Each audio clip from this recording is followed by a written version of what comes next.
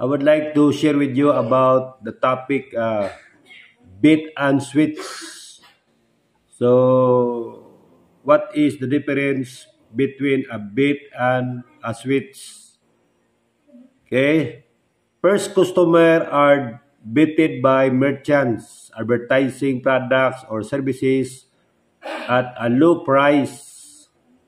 So, na sila'y mga advertise nga produkto o serbisyo nga barato lang.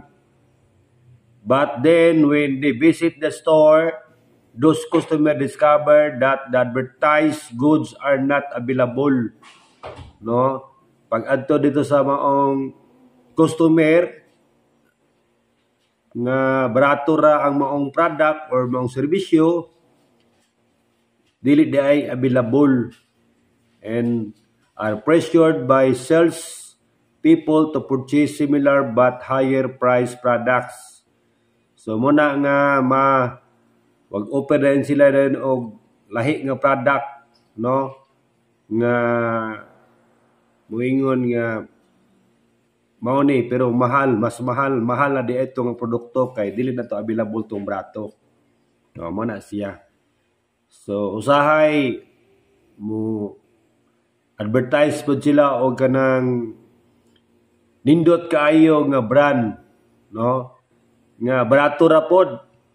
Unya pag abot dito sa customer silang tindahan kuan dayon di ay kanang dili lagi available. Oh. So mingon na yon nga na may lain nga klase nga product, no, mao ra man gihapon ni siya or mas barato pa gyud nana usahay, no.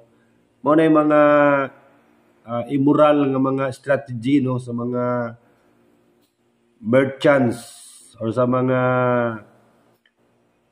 negosyante nga i-bait and switch style nila, no. Pero kung tanaw nimo pamaora ni sa pagpangilad.